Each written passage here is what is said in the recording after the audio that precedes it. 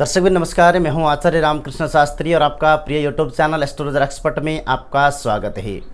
आज हम बात करेंगे घर में नित्य प्रयोग करने वाले साधन में से एक झाड़ू किस दिन खरीदना चाहिए अथवा किस दिन घर से बाहर करना चाहिए, उसके बारे में विस्तार जानकारी जो है आपको प्रस्तुत करेंगे।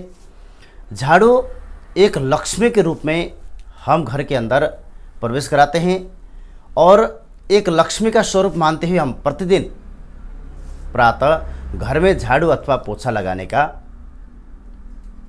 प्रचलन है। तो इसके लिए किस दिन हमें खरीदना चाहिए, किस दिन हमें घर से बाहर करना चाहिए, पुराना होने पर घर से बाहर फेंकना चाहिए अथवा उसको किस स्थान पर रखना चाहिए, किस अवस्था में रखना चाहिए, इसके बारे में जानकारी मैं आपको प्रस्तुत करूँगा। सबसे पहले झाड़ू एक लक्ष्मी का स्वरूप माना जाता है और लक्ष्मी का दिन के रूप में हम शुक्रवार को जानते हैं। ध्यान रहे, झाड़ू खरीदते समय शुक्ल पक्ष अथवा कृष्ण पक्ष में ज़्यादा अंतर नहीं है।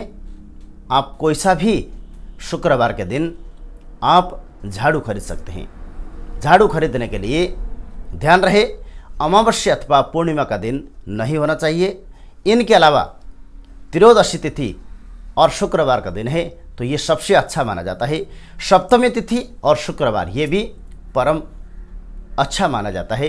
तो इसलिए तिथि का गणना करके भी अगर आप मंगा सकते हैं तो तिथि का गणना करके आप अवश्य मंगाएंगे, अन्यथा कोई से भी शुक्रवार के दिन आप झाड़ू अवश्य मंगाएं। दूसरा, अगर खराब होने पर झाड़ू आपको शुक्रवार को कभी भी घर से झाड़ू बाहर नहीं करना चाहिए।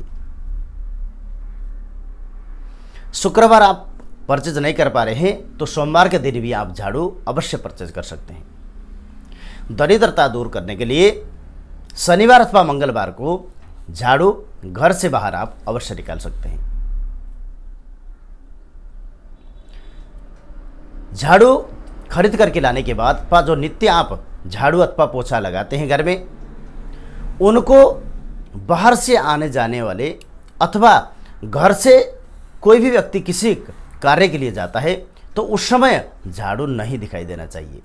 अगर कोई बाहर से आने जाने वाले व्यक्ति को आपका झाड़ू रखा हुआ अथवा पोछा रखा हुआ दिखता है अथवा आपके घर के पति अथवा भाई कोई भी हो, अगर कारोबार के लिए घर से बाहर जाते समय झाड़ू दिखाई देता है तो समझना कि आपके घर में लक्ष्मी आगमन हो सकता है, परंतु आपके घर में धन का अभाव सदैव बना रहेगा। जो भी पैसा आएगा आने से पहले वो जाने का मार्ग प्रशस्त होगा। इसलिए आपको झाड़ू इस ऐसी जगह रखना होता है जहां आने जाने वाले व्यक्ति को दिखाई ना दे। विशेषकर झाड़ू रखने के लिए ईशान कोण में पुराना झाड़ू रखना फरेज माना जाता है। पुराना झाड़ू ईशान कोण पे नहीं रखना चाहिए। ज़्यादातर अच्छा माना जाता है कि दक्षिण अथवा पश्चिम दिशा में झाड़ू रखने से अच्छा फल प्राप्त होगा। दूसरा, झाड़ू रखते समय ध्यान रहे कि प्रत्यक्ष रूप में धूप घर के अंदर जहां आता है अथवा जहां चांदना होता है वहां झाड़ू ना रखें।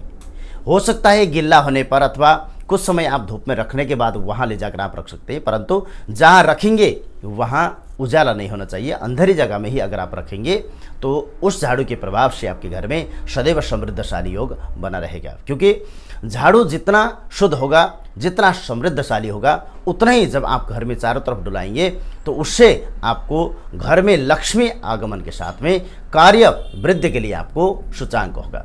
इसलिए झाड़ू का प्रयोग करते समय किसी के पैर में नहीं लगना चाहिए और महिला अथवा पुरुष कोई भी झाड़ू का प्रयोग करते समय झुककर झाड़ू अवश्य लगाना चाहिए। खड़े होकर अथवा सीधे रहकर अगर झाड़ू लगाते हैं तो उससे लक्ष्मी आगमन में बाधा के साथ में लक्ष्मी घर में आने पर बीमारी अथवा कर्ज का जो समावेश होता है वो सदैव बना रहेगा। इसलिए झाड़ू लगाते समय झुककर झाड़ू अवश्य लगाना चाहिए। ध्यान रहे, झाड़ू अथवा पोछा दोनों का समागम एक ही प्रकार के होते हैं। इसलिए इन प्रकार से अगर झाड़ू का रखन धरन अगर आप करते हैं तो जिससे आपके घर में समृद्ध का योग परिपूर्ण होगा।